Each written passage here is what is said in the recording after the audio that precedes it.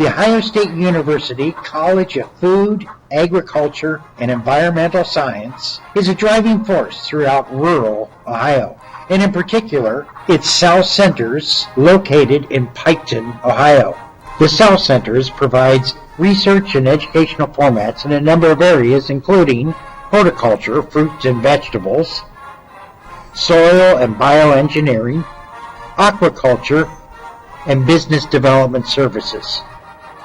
Dr. Tom Worley, director of South Centers, hosts a monthly South Centers chat. Here's Tom. Good afternoon and welcome again to South Centers Chat here from University of Rio Grande. We're pleased to collaborate with Rio Grande and their facilities to be able to bring you South Centers Chat. And as you know from previous sessions, we've highlighted a number of our program specialist positions, our program leaders, our specialists in various areas in aquaculture, in business development, in soil and water program, as well as the horticultural crops. And it's a great pleasure this afternoon to have Dr. Gary Gow with us, who is a specialist that leads our small fruits program at OSU South Centers at Piketon. And Gary has a great background for the position that he currently holds and has really elevated our program in small fruits. So welcome, Gary. Well, thanks a lot, Tom, or Dr. Worley, for that matter. And it's such a pleasure and privilege to be here to talk to you all. And maybe I'll just give a little bit of background of myself. Great. I want you to do that, Gary. Share a little bit about where you've been before you came down to Southern Ohio at South Centers. I have been working for OSU since 1994, and I started out as an extension agent. During those days, we were called agents, and then we changed to extension educator. So worked in Clermont County for about 11 years, and then I went to Delaware County for 4 years. That was a more specialized position relative to Clermont County, as I recall. Yeah, both positions were kind of specialized, and they were all horticulture extension educator positions. And so I had to deal with a lot of things, and all the way from trees, shrubs, flowers, and vegetables, and home lawn, golf courses, and nuisance wildlife, and wow. Just the whole 9 yards. And any kind of strange things you see, a lot of times, and I get these kind of phone calls. Those are very urban counties, so you had a wide portfolio of problems arise, I'm sure. We used to have to identify weeds and insects and diseases, and also plants. And so somebody might bring a plant from their home. A lot of times that was a little bit easier, but sometimes they'll bring something from, say, Florida, and they go like, hey, what is this? And so that gets a little bit tricky. Yeah. But you had a great background for the position that really specialized in small fruits about your PhD program. Okay, my academic training goes back a few years. My bachelor's degree was in pomology, which is the study of fruit production. So with that, and we covered both tree fruits and the small fruits. Okay. And then when I came to Ohio State University, and I specialized in grape production and viticulture. So, so for folks who may not know what that is study of growing grapes. Because grapes and the botanical name is vitis, so you have viticulture. Right. The other end of the spectrum is enology, so that would be the study of winemaking. So you're a bit of a student of that as well, right? Well, let's hope it. Oh, that's consumption, maybe. Yeah. Well, let's just hope just a little bit consumption and very responsible. You have to make sure the grapes are good, right? Yeah. So for my master's degree, and that's what I did, and I worked on Concord grapes. And that was Concord grapes were more mainly, juice. Yeah, more juice grapes. And so we were trying to increase the yield and then hopefully better profit for farmers. So that's my master's degree. And then after I graduated, my boss talked to me about table grapes. I was very interested in antioxidants and also anthocyanins and pigments. Oh, all those healthy parts, yeah, right? Yeah. So we picked the red seedless grape to study, and so did all kinds of things with that, and that's how I got my PhD degree. Excellent, excellent. Very good.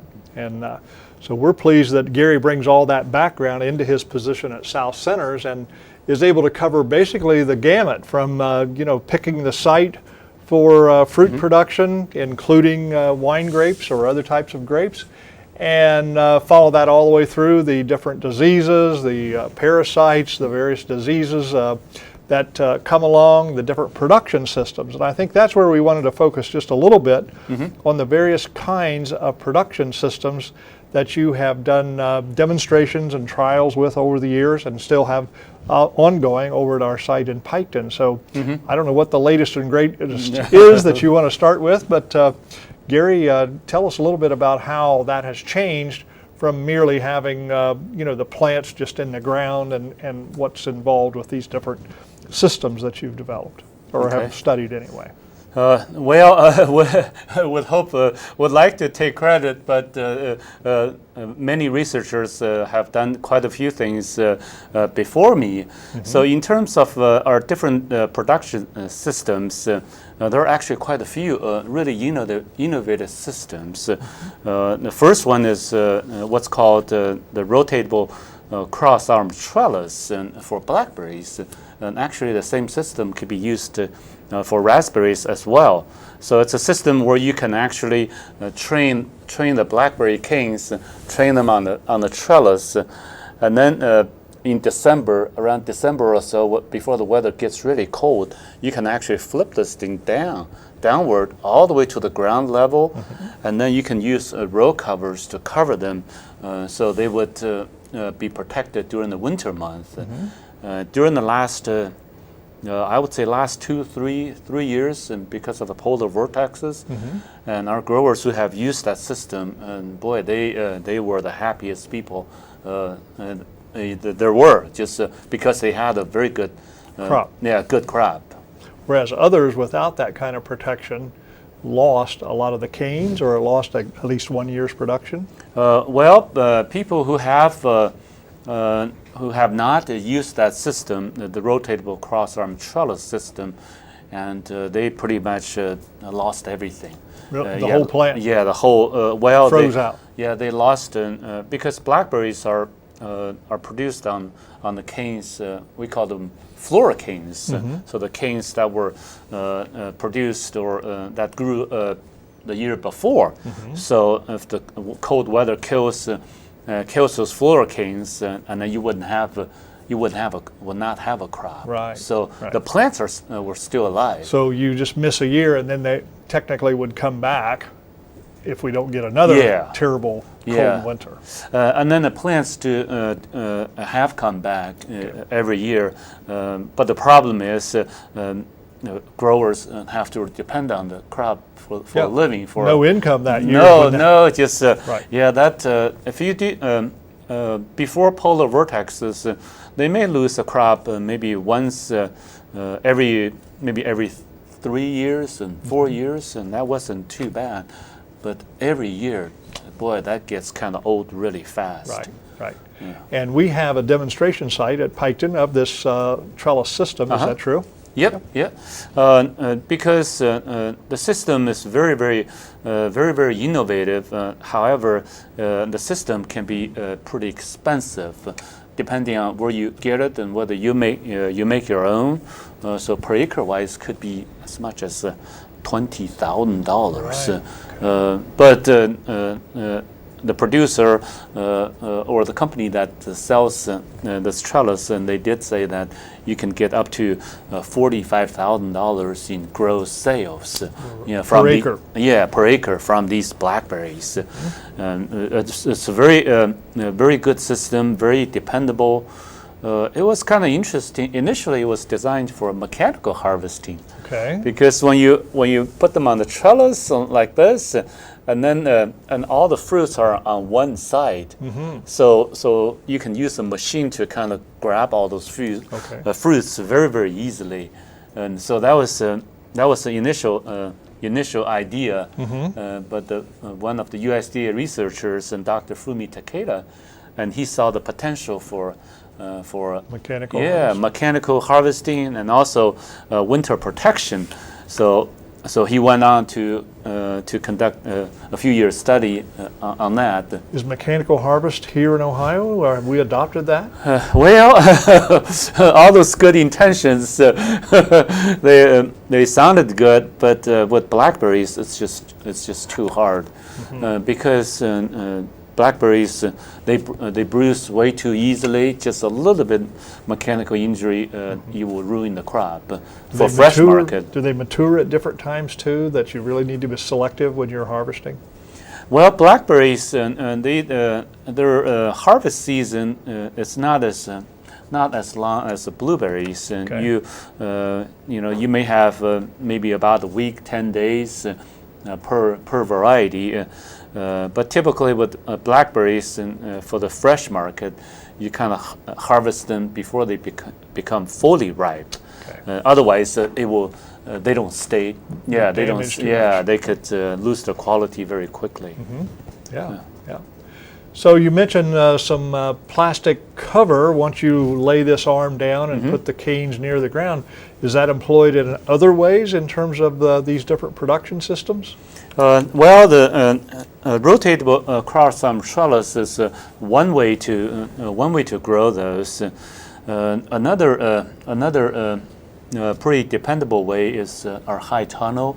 Our high tunnel actually it's really not that new of a concept, and folks have a lot of our Amish growers really liked it, and they use high tunnels to grow salad greens and tomatoes, peppers, and so they can extend the season, increase the yield. So is in a layman's terms, is a high tunnel a relatively inexpensive greenhouse? Is that the way to look at it, or?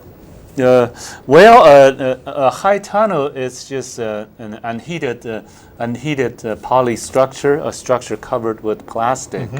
And if you just want to follow the scientific description of a high tunnel, it's not heated at all. Okay. It's not heated. You just have the plastic to hold the heat. To capture the sun's energy. Yeah, to capture the sunlight and then the radiation, the warmth from the sunlight. However, there's no law that says you cannot use additional supplemental heat. Yeah, supplemental heating, and there are growers who actually do use a little bit supplemental heating, so they can keep the growing season a little bit longer. And then other growers will use row covers inside the high tunnel, so you can actually offer additional protection. Right, and that gets a much earlier crop then? Is that true? Do they mature that much earlier? Well, with high tunnel production, what we do is we have used high tunnel production on blackberries and during the last few years, and with polar vortexes, and it didn't face our blackberries in our high tunnel, and then we had a pretty decent yield. One thing I was kind of pleasant surprise, was the fruit quality is really high. Very high tunnel. Yeah, very nice fruits. Wow. Because what? No bird damage or insect damage? Is that what it's related to? Or is it just that the plants are that much healthier and vigorous because they're not going through stress with cold? Because our study didn't really last, didn't go for maybe 10, 15 years, and there are a few good possible reasons. Okay. I would say one of those is pollination, because when you look at look at the blackberry, I always kind of tease people. Do you know actually blackberries are not a true berry? The blackberries are actually an aggregate fruit. So it's all the fruitlets kind of stack on each other. Those little tiny bumps, each one of them is an individual fruit. Yeah, each one is an individual fruit, and then every single little fruitlet or drupelet has to be pollinated. So inside the high tunnel, if you have good pollination, you will get very nice full. Because of the more complete Right, pollination. right, very complete pollination. Right. So I was very surprised by the fruit quality, very well pollinated. Otherwise, they'll be misshapen and look kind of weird. Right. Of course, Gary's response that we haven't pinpointed the exact factors. He's a good researcher. They never run out of problems to continue to look at. So more work to do on all of this. Yeah, that's our typical. Yeah, we never want to tell people that we have found the solution for everything. We always have problems to study, and then we always need to kind of try to develop a better mousetrap. Sure. So are there other production techniques that you want to talk about? Containers, I think you might have mentioned to me. We have something going with containers? It's after we look at all these different systems and high tunnel, rotatable cross-arm trellis, and I was thinking, what else can we do to help our farmers to avoid or to minimize winter injuries. And so I did a little bit, actually quite a bit research, and checked the literature all over the world. In United States, container production for fruit crops is not as common. But in more nursery crops is containers is what we think of, and shrubbery and those sorts of things. Right. So container production of nursery crops, your trees and shrubs, and that's very, very common. That's pretty much a turnkey kind of deal already. But container fruit production is relatively new here.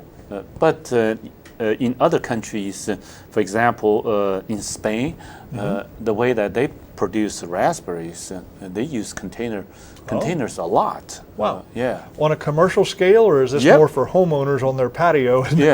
Well, it's on a scale. on a commercial scale. Okay. On the commercial scale. Their goals are, their objectives are a little bit different than ours. With what they do, in many areas, they may not. Those areas may not be cold enough because raspberry plants or blackberry plants, even though they don't like extreme cold like polar vortexes, but you need enough chilling units so they would develop flowers for the next year. Okay, that's what triggers.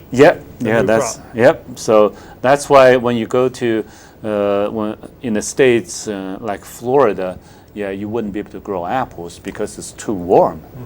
Too warm. So what they do is they actually buy those canes that were treated with cold weather from a different place. From a different area. And locate them in the warmer area. They bring those tall plants and then they plant them in containers and then they would produce beautiful raspberries and the blackberries. Wow.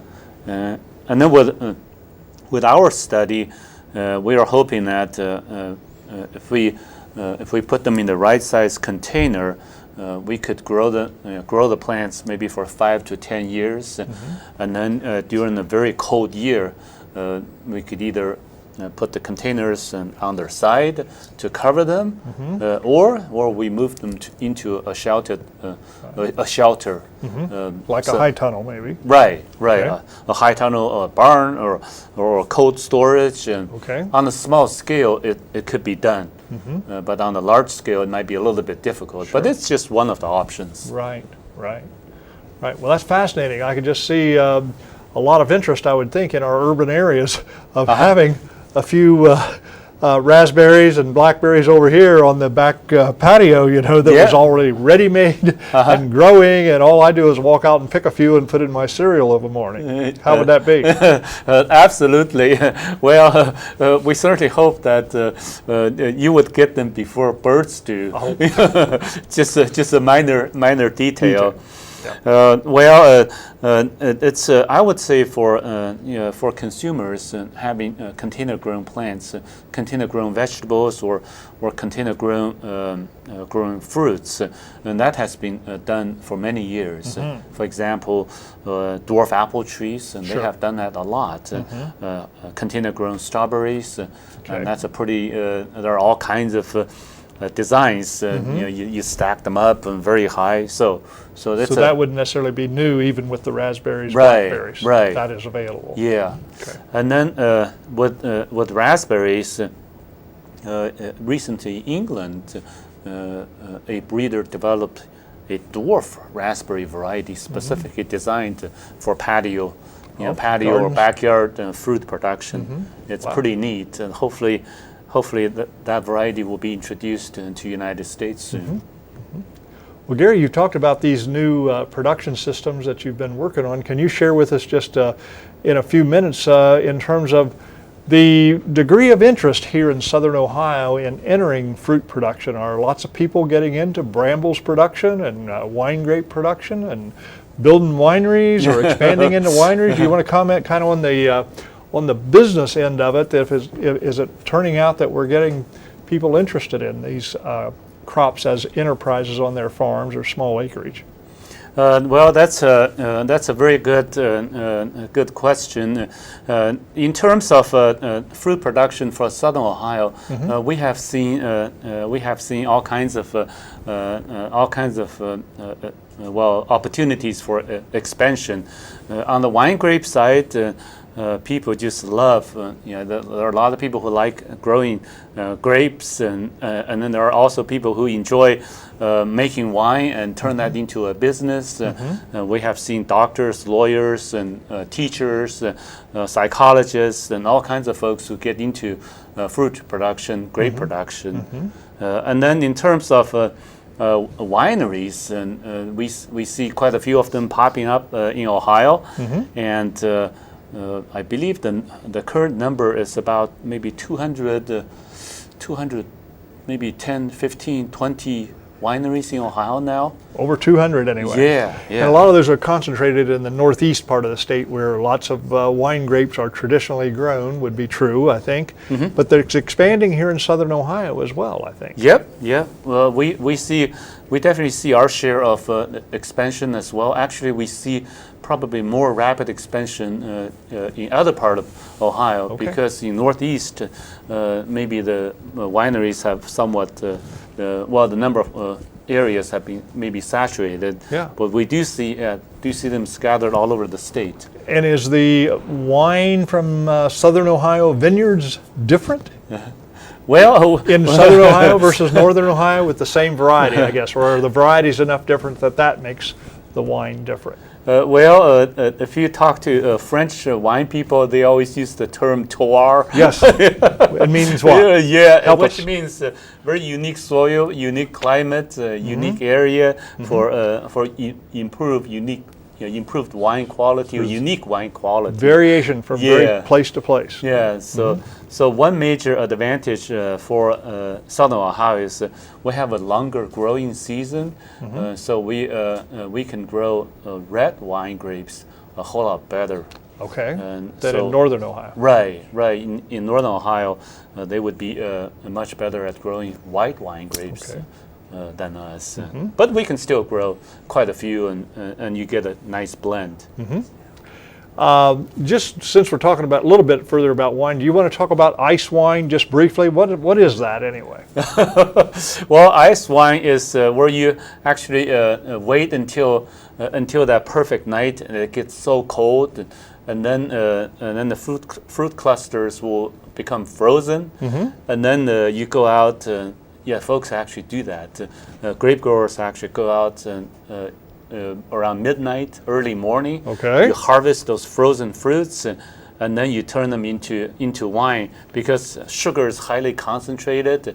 When it's And- frozen? Yeah, when it's frozen, and then you have so little fruit, such a high quality product, and that's why the ice wine is so expensive and So it's not a valuable. slushy in the glass. It still ends up as No. regular wine, but it's just got that frozen or that Yeah. concentration of sugar Yep. as a result of being allowed to hang on the vine and then Uh-huh. freeze and then be made into wine. Yeah, that's why when you buy a skinny bottle, it's somewhere between $40 to $70 a bottle Oh, because it's very, very, very concentrated and very little. Yeah. It tastes great. okay. You can tell that Yeah. Gary's a little bit of a expert on taste of different wines. So as I mentioned, I think that he keeps up with it and how it turns out and doesn't leave anything to chance in that area. And I think even some of our grapes from down at Piketon in our research trials get sent up to Worcester, Ohio, where we have a lab scale enology operation and gets turned into wine, and I think gets some evaluation and review